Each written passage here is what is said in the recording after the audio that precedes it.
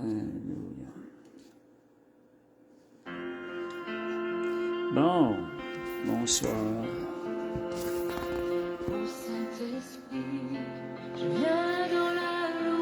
Bonsoir. On va commencer, on va se préparer. L'étude de ce soir, c'est vivre sur l'amour de Dieu. On va aller chercher distribuer le lien à quelques personnes. OK.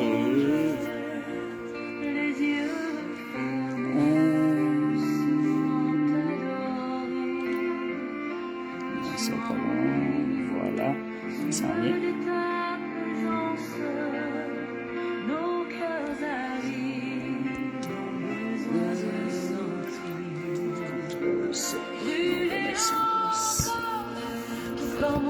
Bonsoir.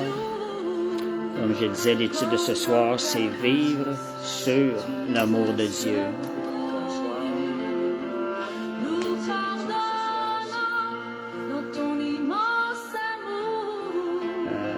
OK. Je vais distribuer le lien.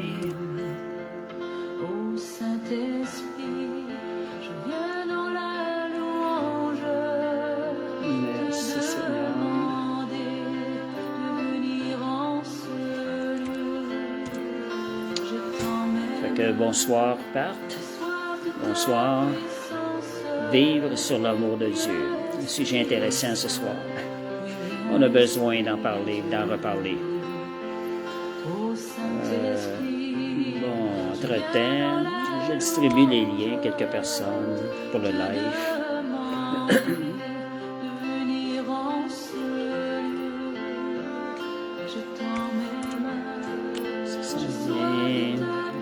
Bonsoir, bonsoir Patricia.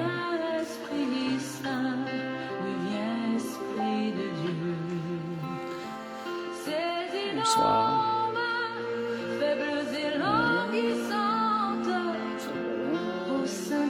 Merci Seigneur.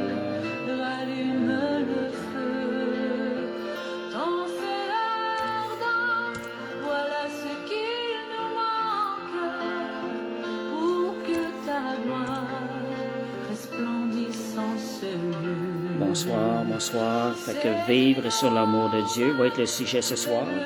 On va commencer dans 2 minutes.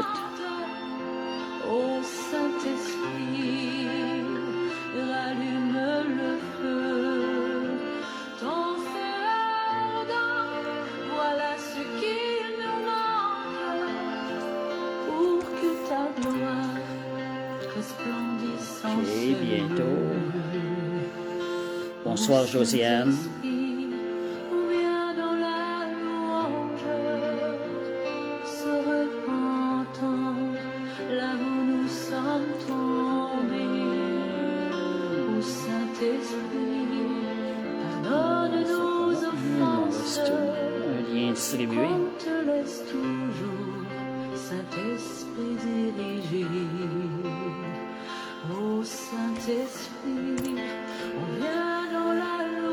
Bon, bonsoir Nadia.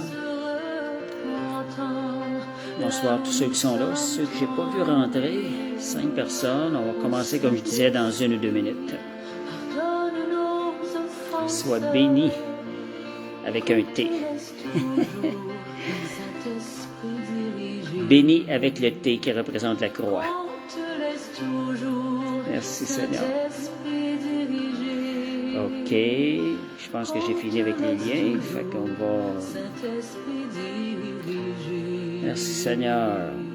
Fait que c'est le printemps qui s'en vient. On a eu droit à un petit peu plus de chaleur aujourd'hui. Merci Seigneur. Puis du soleil à part de ça. Merci.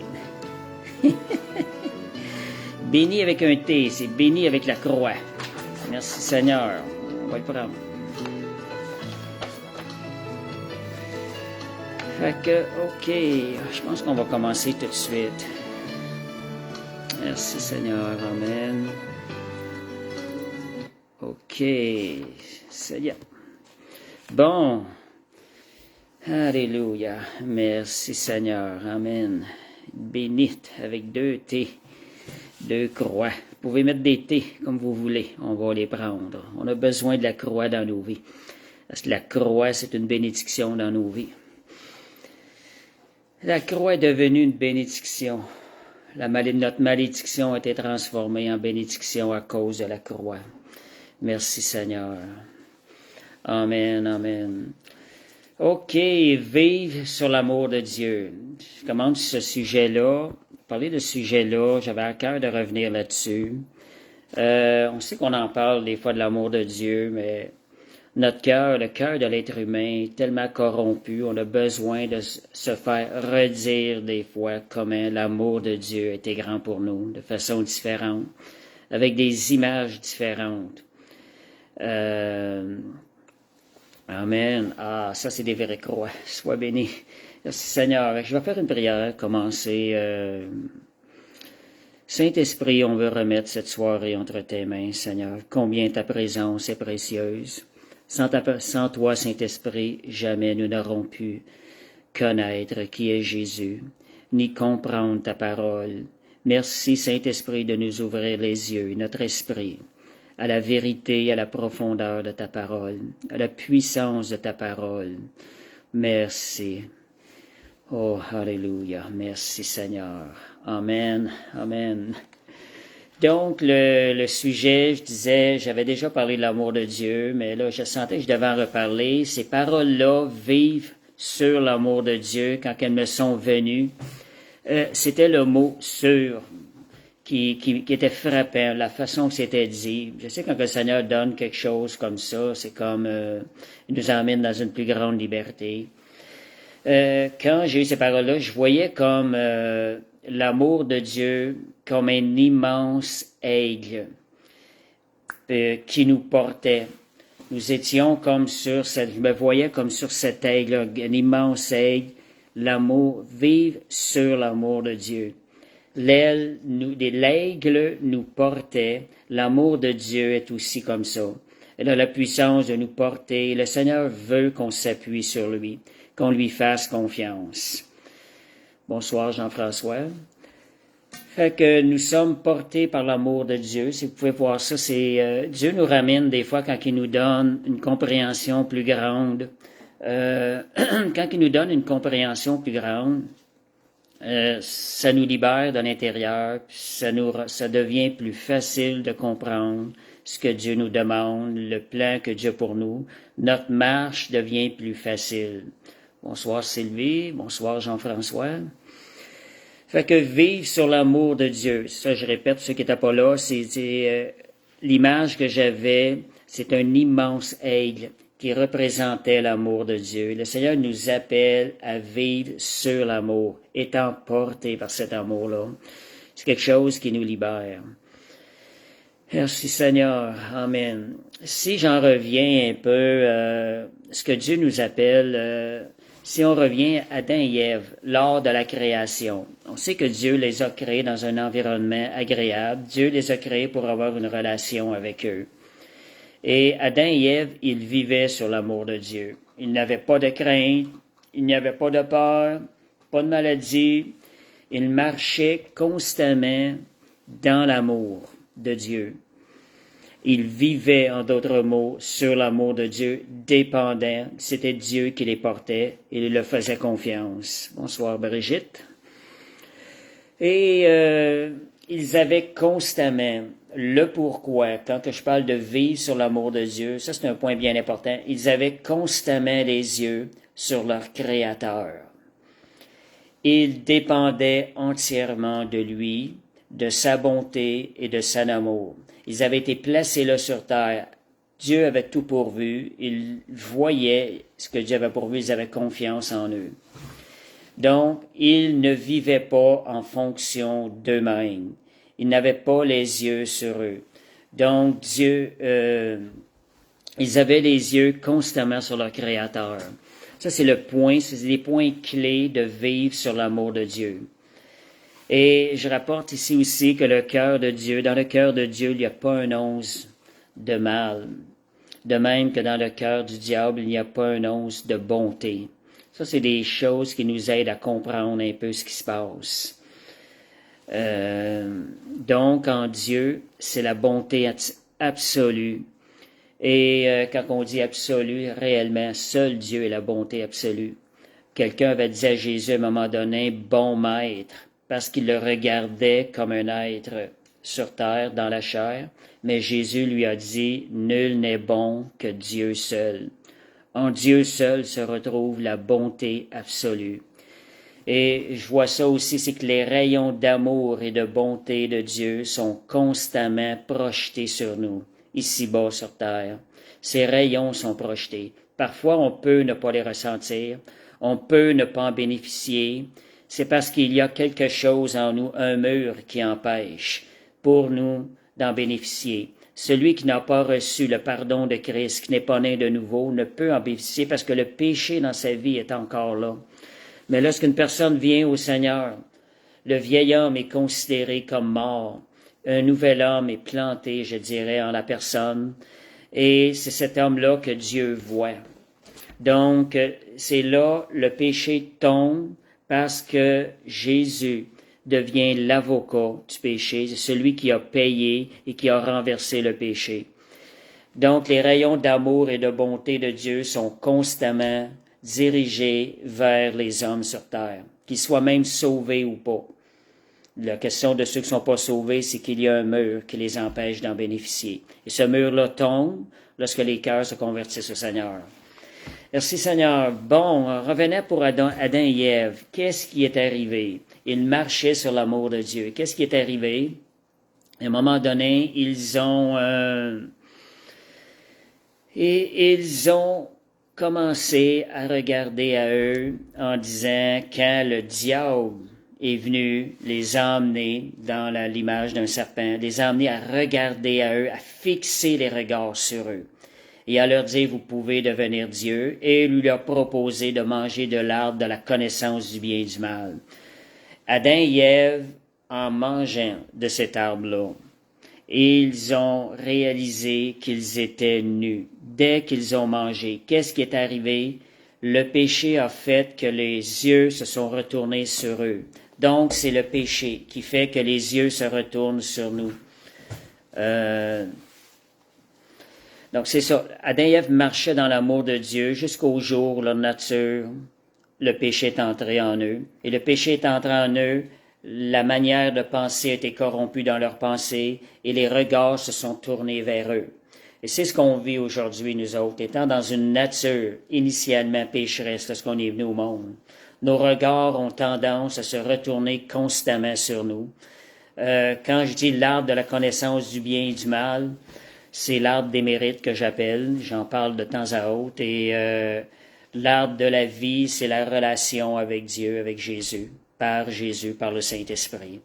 Cette relation-là fait que nos yeux sont constamment portés vers le Créateur, et les bienfaits de cette relation-là se manifestent dans notre vie par la suite.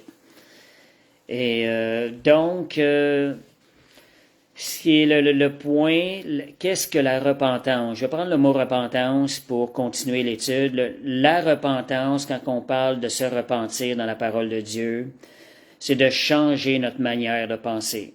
En d'autres mots, on allait un peu plus loin, c'est de changer l'endroit où nous fixons nos yeux. Si on dit quand que Pierre prêchait, repentez-vous, que chacun de vous soit baptisé. La repentance, c'est que tu changes ta manière de penser. Tu arrêtes de penser selon l'homme corrompu, tu commences à regarder, à revenir comme Adam et Ève avaient les yeux constamment sur le Créateur, pour nous, notre Sauveur. On tourne les yeux vers Jésus, notre Sauveur, on change notre manière de penser, et c'est là que ça devient possible de marcher encore comme Adam et Ève sur l'amour de Dieu. Bonsoir, pasteur Balthazar. Merci Seigneur, alléluia. Fait que, petit résumé, Adam et Ève marchaient sur l'amour de Dieu jusqu'au jour où ils eurent péché, leur regard a été tourné vers eux. Nous, aujourd'hui, ayant été sauvés, étant nés dans la chair, nos regards sont portés vers nous.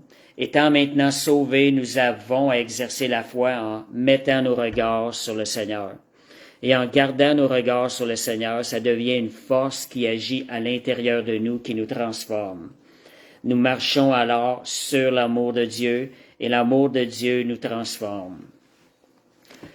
Et donc, ne plus regarder à Christ et non plus au vieil homme. En parlant du vieil homme, notre justice, elle pue au nez de Dieu. Bonsoir Françoise. Quand je pensais à ça cette semaine, des choses, des fois, on a besoin de méditer. Nous autres, on se regarde, on voit la justice d'une manière. Je pense que c'est important de méditer, de regarder qu'est-ce qu'elle est notre justice, qu'est-ce qu'elle est vraiment cette justice-là, pourquoi qu'elle pue au nez de Dieu. On a des choses à comprendre. Je pense qu'il faut s'arrêter puis réaliser ça. Cette justice-là, c'est ce qui a emmené Jésus sur la croix. Voyez, le fruit de cette justice-là a emmené la crucifixion d'un homme saint, de même Dieu qui était saint. Il a fallu que Dieu aille sur la croix pour payer le prix que nous méritions. Donc, cette justice-là, c'est bon des fois de méditer, d'essayer de comprendre. Seigneur, aide-moi à comprendre comment tu la vois, toi, la justice de l'homme. Ça va nous aider d'arrêter des fois de dépendre de la chair, de mettre notre confiance de la chair, puis de la tourner vers le Seigneur. Il y a un verset, c'est dans Ésaïe 64, versets 5 et 6. Ça dit, toute notre justice est comme un vêtement souillé. Ça explique vraiment ce que ça est. Ça, c'est la vision de Dieu, du Dieu 3 fois saint qui nous regarde. Lui voit les choses comme il se doit d'être vu. Nous, on a besoin d'être renouvelés par la parole de Dieu pour se rapprocher de la vision que Dieu a des choses. Fait que merci Seigneur. Donc, de ne plus regarder à nous-mêmes, mais à notre identité en Christ, de se voir parce que notre identité en Christ, c'est le nouvel homme, c'est le nouvel être qui a été planté en nous. Et ce nouvel être-là est revêtu d'une robe blanche. Dieu nous voit revêtus d'une robe blanche. Et ça, c'est quelque chose qu'on reçoit, qu'on a reçu par grâce. C'est pas quelque chose qu'on mérite. Et je veux lire Zacharie 3, versets 1 à 5, qui nous parle un peu de notre justice. Pourquoi que je parle un peu de notre justice? C'est justement pour nous faire réaliser d'abandonner ça et de retourner à l'amour de Dieu, nos yeux étant fixés sur le Seigneur. Zacharie 3, versets 1 à 5. Ici, c'est la vision du grand prêtre Josué. Un autre endroit où on nous montre Dieu, comment est-ce qu'il voit cette justice-là, sachant que cette justice-là, elle est entachée de la semence de Satan. Voyez, Dieu, qui est un Dieu 3 fois saint, ne peut voir quelque chose de bien là-dedans. Donc, il me fit voir Josué, le souverain sacrificateur, debout devant l'ange de l'Éternel, et Satan qui se tenait à droite pour l'accuser. Voyez l'accusateur, reconnaît Satan quand il vient. Il vient avec des accusations. L'Éternel dit à Satan, que l'Éternel te réprime, Satan, que l'Éternel te réprime, lui qui a choisi Jérusalem, n'est-ce pas là un tison arraché du feu? Et or Josué était couvert de vêtements sales, tout comme nous, avant de venir au Seigneur. Ôtez-lui les vêtements sales. Puis il dit à Josué, voici, je t'enlève ton iniquité et je te revêts d'habits de fête. Ici, on était dans l'Ancien Testament. Seigneur purifiait des personnes. Imaginez-vous aujourd'hui dans le Nouveau Testament, suite à l'alliance que nous avons, la nouvelle alliance en Jésus-Christ. Jésus qui est allé à la croix pour nous. Fait que, qu'on mette sur sa tête un turban pur, et ils mirent un turban pur sur sa tête, et ils lui mirent des vêtements. L'ange de l'Éternel était là. Fait que voyez là-dedans que comment le Seigneur a la puissance de nous purifier quand on regarde à lui. Ici, on voit qu'il a retiré l'iniquité sur Josué à cet endroit-là. Et aujourd'hui, nous, par le sang de Jésus, lorsque nous nous sommes tournés vers le Seigneur, notre iniquité a été enlevée et Dieu nous a revêtus d'une robe blanche. C'est pour nous permettre de vivre les yeux fixés sur lui, vivre sur l'amour de Dieu. Et pourquoi regarder à lui. Pourquoi qu'on dit regarder à lui? Qu'est-ce que ça produit, regarder à lui?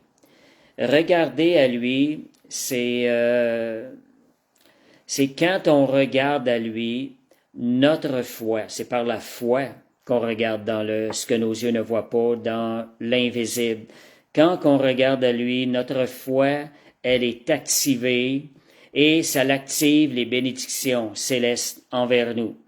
Quand la Bible dit dans Éphésiens 1, nous sommes bénis de toute bénédiction céleste dans les lieux célestes en Jésus-Christ, nous sommes bénis de toute bénédiction.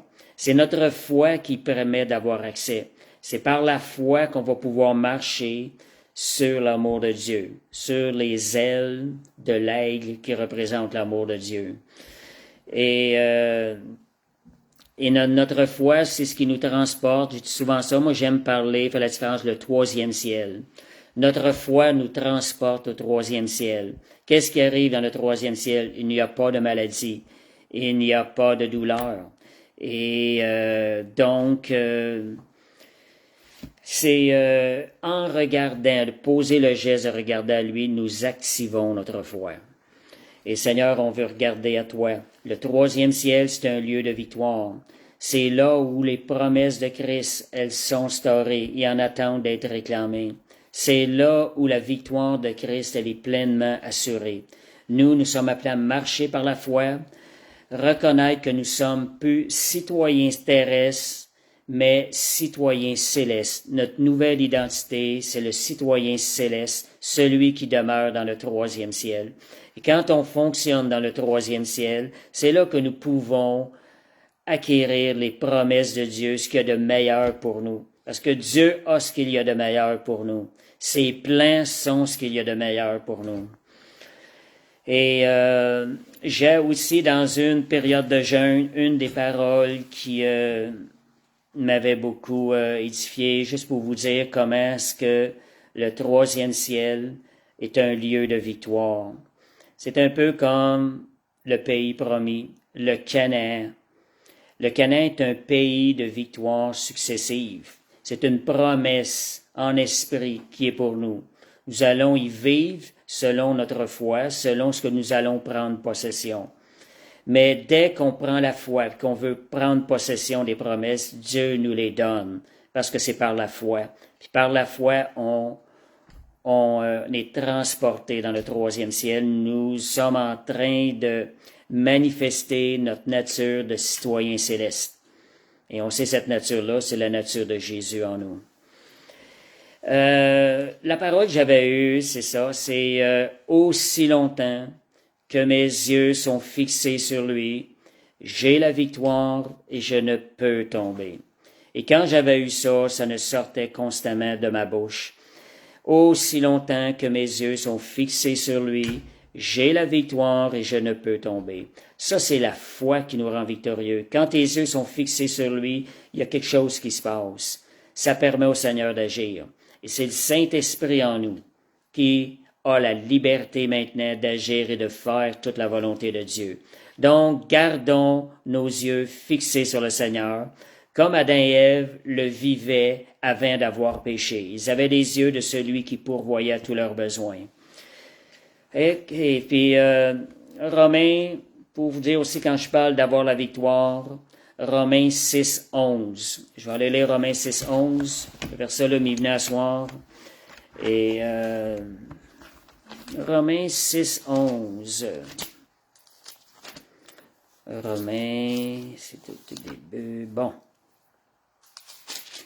Romains 6, 11, c'est « Ainsi vous-même », regardez ce qu'on doit avoir les yeux pour avoir la victoire. « Ainsi vous-même, regardez-vous comme morts au péché et comme vivants pour Dieu en Jésus-Christ. » Donc, on doit se regarder comme morts. Quand on se regarde comme mort au péché, comme vivant pour Dieu, on est en train de se voir dans la nouvelle nature. Si je vis aujourd'hui, c'est pour le Seigneur. Si je vis, c'est à cause de la nature qui a été déposée en moi, c'est elle qui est ma nouvelle identité. Je vis selon cette identité-là. Et quand on se regarde mort au péché, on regarde le vieil homme comme étant crucifié, on le considère crucifié. Et la nature victorieuse de Jésus se lève en nous. Il y avait un évangéliste, un missionnaire, qui est allé en Chine dans les années 1800, Hudson Taylor. Ça m'a toujours frappé. Lui, ce verset-là a transformé sa vie lorsqu'il en a reçu la révélation. C'était, je pense, après 9 ans ou 15 ans de recherche. Il lisait beaucoup la parole de Dieu, il évangélisait en Chine, c'est vraiment lui qui défrichait, un des premiers missionnaires en Chine qui a travaillé pendant des années, il a fait une œuvre remarquable.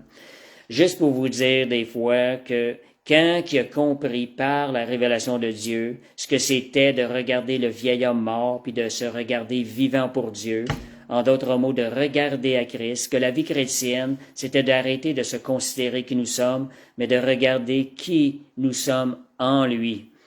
Et ça lui a permis de sa vie de commencer à venir à vivre une vie de victoire. Sa vie a été radicalement changée après qu'il a reçu cette révélation-là. Donc, quand je parle de vivre sur l'amour de Dieu, c'est regarder à lui constamment, étant porté par son amour. J'ai aussi 2 Corinthiens 5, versets 14 à 16. Un des versets que j'aime bien, qui est bon de relâcher de notre bouche aussi. 2 Corinthiens 5, versets 14 à 16. Car l'amour, voyez, c'est l'amour qui est à l'origine de tout. L'amour du Christ nous presse. Quand on considère cet amour-là, comment est-ce que c'est grand, combien devrons-nous s'empresser à lui obéir? Parce que nous estimons que si un seul est mort pour tous, tous sont donc morts, et qu'il est mort pour tous, afin que ceux qui vivent ne vivent plus pour eux-mêmes, pour le vieil homme, les intérêts du vieil homme, mais pour celui qui est mort et ressuscité pour eux. Donc, on est appelé à vivre pour le Seigneur. Lui a tout fait pour nous. Merci Seigneur, Amen. Donc, quand on considère le vieil homme, considérer le vieil homme crucifié, ça va nous aider à vivre pour lui, à regarder à lui. Nos choix vont déterminer si nous allons continuer à marcher sur l'amour de Dieu. On a des choix à faire. On a été créés libres avec des choix. Le choix de manger de l'arbre de la vie, de l'arbre de la connaissance du bien et du mal. Le choix de faire le bien ou le mal. Le choix d'obéir à Dieu, de ne pas obéir. Et donc, Jésus nous a ramenés à la position d'Adam avant la chute, en nous donnant une nouvelle vie, en faisant de nous une nouvelle créature, en déposant en nous la vie de Jésus. Nous sommes appelés à marcher comme Adam et Ève. Depuis que nous avons reçu cette vie-là, nous avons un appel à marcher comme Adam et Ève, à marcher sur l'amour de Dieu, en regardant lui, en regardant ce que Jésus a accompli à la croix pour nous. Donc, on sait qu'il y avait 2 arbres dans le jardin, on parle de choix. L'arbre de vie qui était la relation avec Jésus qui est pour nous. Nous mangeons de l'arbre de vie quand nous entretenons une relation avec Jésus par le Saint-Esprit, une relation avec Dieu par le Saint-Esprit. Et nous mangeons de l'arbre de la connaissance du bien et du mal quand nous retombons dans nos efforts personnels, nous pensons qu'il y a quelque chose de bon en nous. Ben là, il y a peut-être quelque chose de bon, je vais faire ça, tu vas voir. On commence à mettre un peu d'espérance en nous. Ben, on est en train de manger de l'arbre de la connaissance du bien et du mal. C'est l'arbre des mérites que j'appelle, comme je disais tout le temps, j'appelle ça de même. Ben là, je vais faire le bien, je vais obtenir quelque chose de bien, je vais faire quelque chose de mal, ça ira pas bien. Donc, on travaille pour obtenir quelque chose qui devient égoïste. Bonsoir Mario, bonsoir Linda. Merci Seigneur Dieu. Donc aujourd'hui encore, nous avons choisi, tout comme Adam et Ève. Des fois, on se pose des questions. Ben oui, mais si j'aurais été à la place d'Adam et Ève, j'aurais peut-être pas fait ce choix-là. Ben on est mis dans une même position aujourd'hui à faire le choix d'obéir ou de désobéir à Dieu. Donc, on a encore à choisir. Donc, faire des choix, je vais parler des choix un peu. Faire des choix sans consulter Dieu dans sa parole, sans consulter son Esprit Saint à l'écoute de ce que l'Esprit nous inspire à l'intérieur, ce qu'il nous fait ressentir, ça peut nous emmener hors de la volonté de Dieu. Alors, on va avoir parfois à renoncer à des choix qui sont motivés par nos intérêts personnels ou par le vieil homme pour plutôt choisir ce que la parole de Dieu nous demande de faire. La Bible nous mentionne qu'on va avoir à renoncer à nous-mêmes pour être un disciple de Jésus. Mais on a tout à gagner en voulant être un disciple de Jésus à cause de son amour, être dépendant de lui. Ses promesses sont au-delà de ce qu'on peut ici. Ce qu'on a renoncé ici, c'est rien en conséquence de ce que lui nous offre pour l'éternité. Donc, nous aurons choisi comment utiliser notre temps. Un des choix, c'est comment utiliser notre temps. Ça va avoir un impact dans notre vie. Réserver un temps pour la communion avec Dieu. Dans la communion avec Dieu, ce qui est inclus, c'est la prière. Le jeûne est un genre de communion avec le Seigneur. Ça va nous pousser vers le Seigneur. L'adoration, la louange, ce sont des choses qui nous donnent d'être en communion avec Dieu. Ça alimente la relation avec Dieu.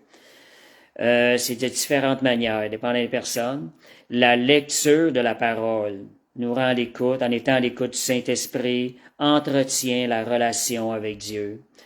Et il y a aussi la lecture de livres inspirés par le Saint-Esprit. Ça peut prendre des livres d'auteurs qui ont reçu des choses du Seigneur. On peut en retirer une édification là-dedans. Si on est à l'écoute du Saint-Esprit, le Saint-Esprit va nous parler à travers ça. Donc, ce sont des choses qui nous tiennent, nous permettent d'utiliser notre temps pour être en communion avec Dieu, pour entretenir une relation avec Dieu. Et les temps de communion fraternelle qu'on a des fois entre frères et sœurs, que ce soit par téléphone ou par visite, et l'assistance à des assemblées qui nous permet d'avoir une communion fraternelle, ce sont des choses qui nous permettent d'entretenir une relation avec Dieu. Parce que le Saint-Esprit est à l'intérieur de nous. En partageant bien souvent le Seigneur entre frères et sœurs, des fois le Seigneur peut nous parler, peut nous révéler des choses. Et nous-mêmes, en nous permettant de partager, ça nous donne des fois de comprendre quelque chose. Le Saint-Esprit nous parle pendant qu'on partage. Donc, ça, c'est le choix de notre temps.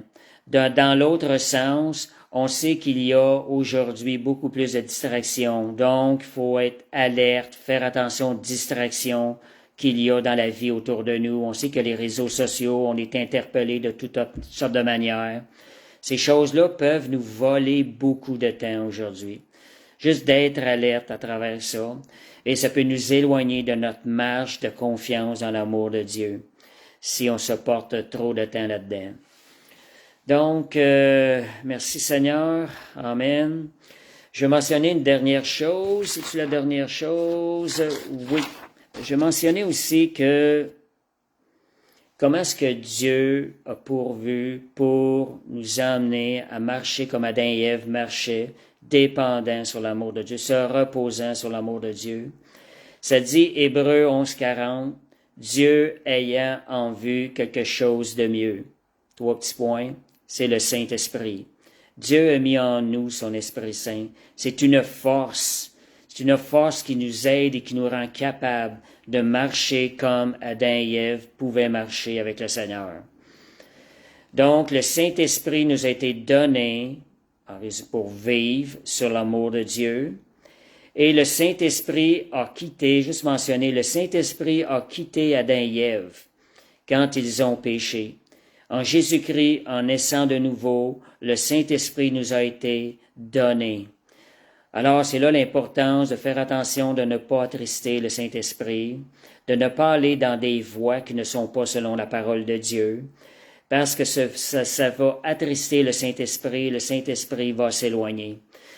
Donc, négligeons pas sa présence et ne prenons pas pour acquis le Saint-Esprit. Veillons sur sa présence, des fois par notre manière de penser. Fait que veillons sur notre présence, notre manière de penser, et aussi c'est ce qu'on relâche de notre bouche peut attrister le Saint-Esprit aussi. Donc, et ce que je mentionnais aussi tantôt, que par la foi en Jésus-Christ, c'est par la foi, tantôt je disais qu'on va au troisième ciel, qu'on monte au troisième ciel, on est transporté au troisième ciel. Quand on active la foi, le Saint-Esprit en nous se lève et c'est lui qui fait le travail. C'est lui qui travaille à la perfection et c'est lui qui est en train d'offrir ce que nous sommes en train de faire à Dieu le Père. Dernière chose, vivre sur la grâce de Dieu. La grâce est ce qui nous change. 1 Corinthiens 15, 8 à 10. Paul avait appris à dépendre de la grâce de Dieu. Puis on va voir dans ce verset-là comment la grâce de Dieu, elle est puissante. 1 Corinthiens 15, versets 8 à 10. Après eux tous, il m'est aussi apparu à moi comme à l'avorton, car je suis le moindre des apôtres. Je ne suis pas digne d'être appelé apôtre, parce que j'ai persécuté l'Église de Christ. Par la grâce de Dieu, je suis ce que je suis. On voit par la grâce de Dieu. Et sa grâce envers moi n'a pas été vaine. Regardez, il a fait confiance à la grâce. Loin de là, j'ai travaillé plus que tous, non pas moi, mais toutefois, la grâce de Dieu qui est avec moi. La grâce va travailler plus que ce que nous avons la capacité de faire. Donc, vivre sur la grâce de Dieu, c'est aussi vivre sur l'amour de Dieu. Et la grâce va nous transformer, tout comme l'amour de Dieu va faire le travail, elle va nous transformer. Donc, plus on reconnaît comment Dieu nous aime, comment son amour a été déversé envers nous par Jésus-Christ, bien, plus on va être transformé par son esprit. Et Éphésiens, oui, j'avais un autre verset aussi sur l'amour, là. Éphésiens 3, versets 17 et 19. Et mentionnait l'amour de Dieu, l'importance, le fondement. Où doit être notre fondement? Que Christ habite dans vos cœurs par la foi. C'est bien dit par la foi. Voyez, les ingrédients sont là. Christ habite dans nos cœurs. C'est lui qui vit en nous. C'est notre nouvelle identité. Il vit par la foi. Nous lui permettons de vivre par la foi. Donc, Éphésiens 3, versets 17 à 19. Et afin qu'étant enracinés et fondés dans l'amour, nos racines doivent se fonder dans l'amour. Vous puissiez comprendre avec tous les saints quelle est la largeur, la longueur, la profondeur et la hauteur, et connaître l'amour de Christ. L'amour de Christ est venu manifester l'amour que le Père envers nous, le cœur du Père envers nous. Donc, et connaître l'amour de Christ qui surpasse toute connaissance, en sorte que vous soyez remplis, oui Seigneur, on veut être remplis, de la plénitude de Dieu. Priez dans vos requêtes, demandez à être remplis de la plénitude de Dieu. Le Seigneur va répondre à ces choses-là. Donc, dernière chose, c'est que le fondement de votre foi soit et demeure fondé sur l'amour de Dieu. Merci Seigneur. Fait que c'était l'étude de ce soir. S'il y en a qui veulent partager quelque chose, qui veulent se joindre en live, faire donner l'occasion. Et je vais attendre un peu. Comme je disais, s'il y en a qui veulent partager quelque chose, avaient à cœur, ou si vous venez ajouter quelque chose en live, ou qu'est-ce que ça vous a apporté, s'il y a quelque chose qui vous a parlé ce soir, peut-être le mentionner. Des fois, juste de voir une personne qui partage, des fois, ça l'amène d'autres à comprendre des choses. Fait que j'attends je vais attendre quelques minutes. Parce que des fois, ça prend un certain temps. La plénitude, Josiane demande, la plénitude, c'est d'être rempli. Mais plénitude, c'est une déductive de rempli, jusqu'à toute la plénitude de Dieu, tout ce que Dieu est. Tout ce que Dieu est. C'est sûr que nous autres, on ne sera pas capable de contenir. Mais en réalité, ici-bas, nous pouvons manifester Jésus. Je dirais, dans sa plénitude. Je peux pas dire ça de même, mais c'est d'être rempli du Seigneur en termes plus simples. Fait que demander, Seigneur, je vais être rempli de toi. Tous les moments qu'on va vivre, on va les vivre en Christ. C'est quelque chose qui est possible, là. Faut oser demander. Le Saint-Esprit a la capacité de nous faire demeurer en lui, de nous faire vivre en lui des expériences et de nous faire demeurer en lui. Moi, comme ce que je pense, à un moment donné, dans un des jeûnes, quand j'avais eu ce verset-là, m'avait été donné,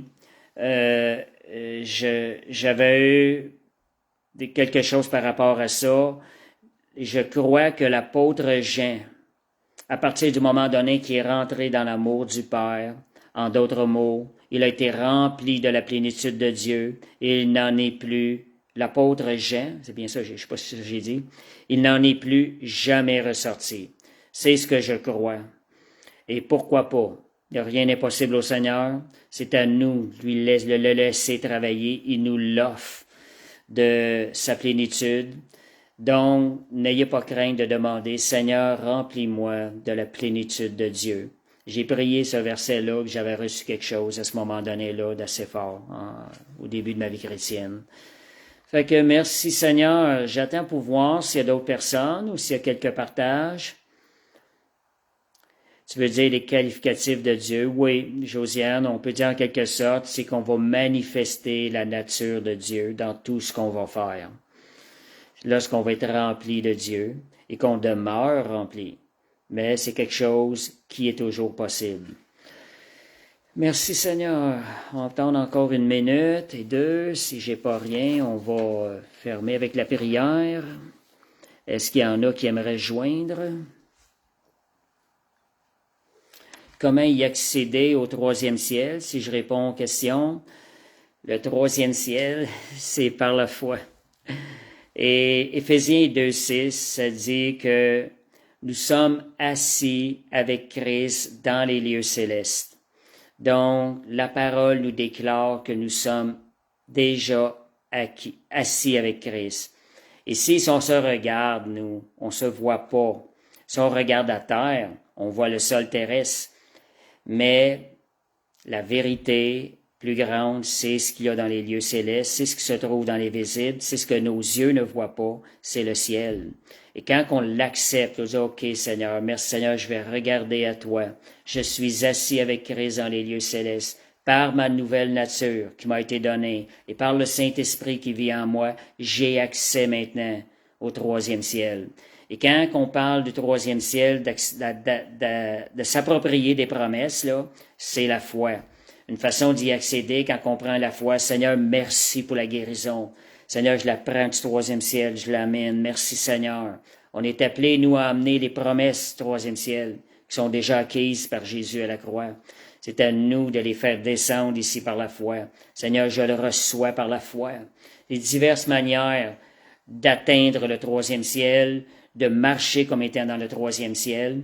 Comme je disais tantôt, notre vraie identité, c'est un citoyen céleste. Donc, notre identité, elle est déjà dans le 3e ciel. Merci Seigneur. Amen. Josiane mentionne qu'elle a besoin de guérison. Son corps est malade. Donc, c'est un exercice. On va prier tantôt. C'est un exercice de dire, Seigneur, merci parce que tu m'as guéri. Seigneur, tu me fais rajeunir, Seigneur Dieu, chaque matin, à chaque jour, dans mon corps. Ce sont des paroles de foi qu'on relâche quand on est conscient que Jésus, dans le 3e ciel, nous a déjà acquis toutes ces choses-là et ces promesses-là. Seigneur, je reçois la guérison divine ce matin, Seigneur. Je veux marcher dans la guérison divine, Seigneur Dieu. Oh, alléluia, merci Seigneur. Même si des fois on ne ressent rien, comme je vois un commentaire, on sent des fois qu'on ressent vraiment rien, laissez sortir la parole de Dieu. La parole de Dieu elle a une puissance en elle. Et si vous vous sentez, vous ne le ressentez pas, c'est encore plus par la foi. La foi va être encore plus grande lorsqu'elle va être relâchée, lorsque vous allez relâcher la parole de votre bouche. Et cette foi-là va produire le fruit. Mais si vous avez les yeux sur ce que vous ressentez, c'est pas la même chose. Vous devez avoir les yeux sur la parole de Dieu. Seigneur, je ressens rien. Je me sens même pas dans cette parole-là. Je me sens mort, Seigneur Dieu. Mais Seigneur, je vais regarder à toi, Seigneur, puis je relâche la parole par la foi. Ça prend plus de foi. Mais la foi atteint le 3e ciel et la foi permet aux promesses de venir ici-bas. Et quand je dis ça, si vous ne le recevez pas maintenant, c'est pas parce que vous n'avez pas la foi nécessairement. Il y a tout de même un combat, il y a de l'opposition entre le 3e ciel et le 2e ciel. C'est à nous de persévérer dans la foi, de demeurer ferme. Seigneur, je le relâche encore une fois, Seigneur Dieu. Relâchez-les les paroles de foi. Aussi souvent que vous avez à cœur de les relâcher. Et vous allez voir, tôt ou tard, la promesse divine va se manifester dans votre corps. Donc, merci Seigneur. Amen. Alléluia. Gloire à Jésus. Merci Seigneur. On va aller à la prière. Moi que j'ai d'autres questions par rapport à ça. Merci Jésus. Alléluia. Gloire à Jésus. Oh, alléluia. Josiane, je ne sais pas si tu avais un besoin spécial de guérison ou si tu ne veux pas le mentionner, on va prier en général pour les forces physiques. Une restauration, une guérison divine. Merci Seigneur. Alléluia. Oh Père Céleste, on te remercie Seigneur ce privilège, Seigneur Dieu, d'avoir accès à ta parole, Seigneur Dieu. Merci de nous révéler ta parole, Seigneur, jour après jour, de te faire connaître à nous, Seigneur. Seigneur, on veut te donner la gloire, on veut te remercier. C'est une grâce, Seigneur Dieu, car nous ne méritons rien, Seigneur. Mais nos yeux sont sur toi, Seigneur Dieu. Tu as la capacité de nous garder dans tes voies et de nous faire marcher sur les ailes de l'amour de Dieu, Seigneur Dieu. Oh, alléluia, merci Seigneur. Et Père, nous allons élever, Seigneur Dieu, Josiane devant toi. Seigneur, nous prenons cette sinusite, nous la maudissons maintenant dans le nom de Jésus, nous la refusons et nous la rejetons et nous ouvrons la porte à la guérison divine maintenant. Seigneur, nous levons les yeux sur ce que tu as accompli à la croix, Jésus. Et Seigneur, ta parole dit que par les meurtrissures de Jésus, nous avons été guéris. Seigneur, cette guérison est dans le 3e ciel maintenant. Nous venons nous l'accaparer par la foi et par la grâce de Dieu. Seigneur, on la réclame pour Josiane. Seigneur, merci pour la guérison. Père Céleste, merci que cette sinusite cesse à l'instant même. Seigneur, qu'à partir de ce soir, Josiane puisse passer des nuits de sommeil tranquille, Seigneur, au nom de Jésus. Au nom de Jésus. Merci, Père Céleste, pour la guérison. Merci, Jésus. Père, tu es merveilleux. Seigneur, merci de fortifier celui qui a besoin d'être fortifié dans sa foi ce soir. Que les personnes soient rencontrées par le Saint-Esprit en ce moment. Et nous levons les yeux vers toi, Seigneur, nous te disons merci. Et Seigneur, amène-nous, Seigneur, à dépendre de toi chaque jour, Seigneur, comme Adam et Ève dépendaient de toi, marchant, Seigneur, sur tes ailes. Au nom de Jésus. Amen. Merci, Seigneur. Fait que je vais vous souhaiter une bonne soirée puis une bonne continuité dans la semaine. Que le Saint-Esprit vous accompagne chaque jour. Amen. Merci, Seigneur.